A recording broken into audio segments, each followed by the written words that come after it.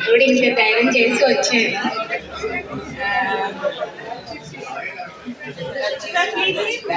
అంటే మనం కూరగాయలు పెంచేటప్పుడు మీరు అందరూ కూరగాయలు పెంచుతున్నారో లేదో నాకు తెలియదు, కానీ ప్రతి ఒక్కళ్ళు కంపోస్ట్ మాత్రం కంపల్సరీ చేయాలి.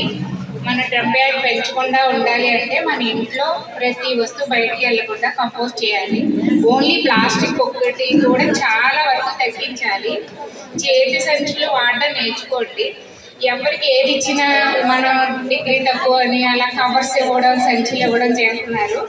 ప్రతి ఒక్కరికి ఏ వస్తువు ఇచ్చినా ఇది వరకు మా చిన్నప్పటి చేతి సంచులే వాడేవారు. దీంట్లోనే వాటర్ బాటిల్స్ పెట్టుకునేవారు, క్యారేజీలు పెట్టుకునేవారు, స్కూల్ బుక్స్ పెట్టుకునేవారు. ఇప్పుడు ఇవే వాడండి. ఎవరికైనా ఏదైనా ఇవ్వాలన్నా గిఫ్ట్ ఇందులోనే పెట్టేవ్వండి, ఇందులోనే తెచ్చుకోండి. సిగ్గుపడకండి. కూరగాయల వాళ్ళు, ఫ్రూట్స్ వాళ్ళ దగ్గరికి కూడా ఇది మీరు పట్టుకెళ్ళి ఇందులో వేయండి, నాకు కవర్ వద్దు అని చెప్పేయండి. ఎందుకంటే మిగతా వాళ్ళు చేస్తారా లేదో నాకు తెలియదు, కానీ గార్డెనింగ్ చేసేవాళ్ళు ఎన్విరాన్మెంట్ని కాపాడాలి అనే ఆలోచన ఉంటుంది అని నా అభిప్రాయం. నాకు కొంచెం కంగారుగా ఉంది, అందుకని అలా ఇలా అభిప్రాయం ఉన్న వాళ్ళు చెప్తే వాళ్ళకి అర్థమవుతుంది కదా. మీరందరూ ఇది చేశారనుకోండి, మీ నుంచి నెక్స్ట్ జనరేషన్ పిల్లలు చేస్తారు, మీ పక్క వాళ్ళు చేస్తారు, మీ అందరూ చేస్తారు. ఒక్కళ్ళు స్టార్ట్ చేస్తే నేను కవర్ తేనవనండి, నేను సంచి ఇచ్చే ఫ్రూట్స్ అన్నీ తెప్పించుకుంటాను, ఎవరికైనా ఇదే పట్టుకెళ్ళి ఇస్తాను.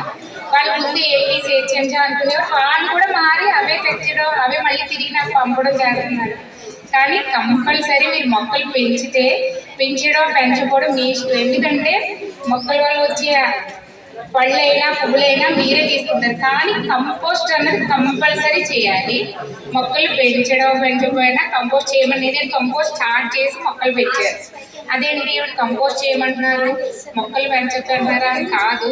అంటే చేయడానికి కొంతమంది టైం ఉండకపోవచ్చు. కంపోస్ట్ మాత్రం కంపల్సరీ చేసి డ్రమ్ యార్డ్ పెరగకుండా చేసి తడి చెత్త పొడి చెత్త సెపరేట్ చేసి ఇవన్నీ మన ఎన్విరాన్మెంట్ నెక్స్ట్ తరానికి మనం జాగ్రత్తగా అందించాలి. అంటే మన బాధ్యతగా మనం ఎంతవరకు చేస్తున్నామని హ్యాపీగా ఫీల్ అవ్వాలి.